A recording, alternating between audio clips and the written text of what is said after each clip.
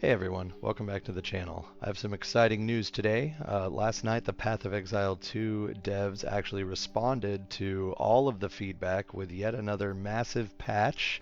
Of course, in classic Path of Exile dev fashion, these patch notes are massive, so I am going to be summarizing them for you here. I'm also, towards the end of the video, going to go over the December 11th patch in case you missed it. So without further ado, let's jump right in. So first up, one of the biggest, most requested quality of life features is fast travel between checkpoints. Not only can you now travel between checkpoints within an area, but more checkpoints have been added, usually at area entrances and exits. This should make exploration a lot smoother, and it's something that a lot of people were asking for. Respecking your passive points has also been made much cheaper. The gold cost, especially at higher levels, has been reduced by about 40 to 50%. If you've been hesitating to tweak your build, now's a great time to experiment. For Trial of the Secamus, honor damage has been reworked. Close range fights now cause 35% less honor damage, and a bug causing excessive damage over time has been fixed. These adjustments could make the encounter much less punishing.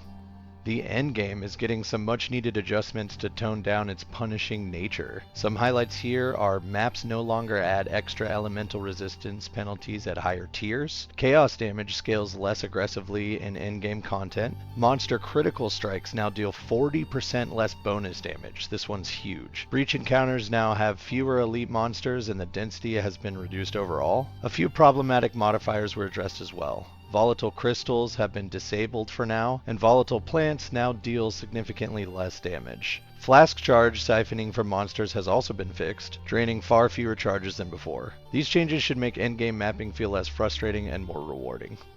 Moving on to character and item updates. Charm modifiers on belts are now much more common and accessible at lower levels. Electrocute buildup is 25% harder to stack, but the damage penalty from its support gem has been removed. A new lightning damage and electrocute cluster has been added between the ranger and monk sections of the passive tree. Freezing enemies is now harder to chain, making crowd control a bit less overpowered. For those of you running Hunter's Talisman builds, there's a notable change here. The Hunter's Talisman noticeably now grants +1 charm slot, with some passive skills rearranged to accommodate this. So some fun things to play around with there for people running that build. Now there have been a few balance changes here, nothing extreme, but the devs have been balancing both overpowered and underpowered skills as we go along. So Rolling Slam, shield skills, and various bow skills have received buffs. The bone and chaos damage spells, crossbow skills, and quarterstaff abilities have also been improved. Also, straight up, they just added new support gems in the game, which is insane to me at this early, but there's a tremor support, which introduces multiple aftershocks with a damage penalty. And then they added a biting support gem, which increases damage for command skills of supported minions. I'm excited for this one because I have been maining a Fire Witch Summon Raging Spirits build, so this one's going to be really cool to mess around with for me.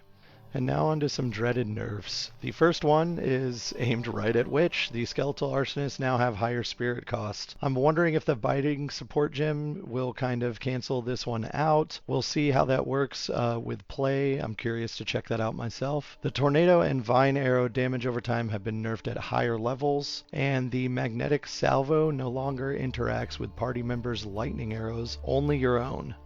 So that's pretty much it with the nerfs, nothing too crazy this time around. So real quick, in case you missed it, I did want to recap the changes from the December 11th patch as well. Passive block now works from all directions, not just the front. Dodge roll has been improved, including better interactions with smaller monsters. They reduced the player size to 0 so you can kind of roll between things a little easier.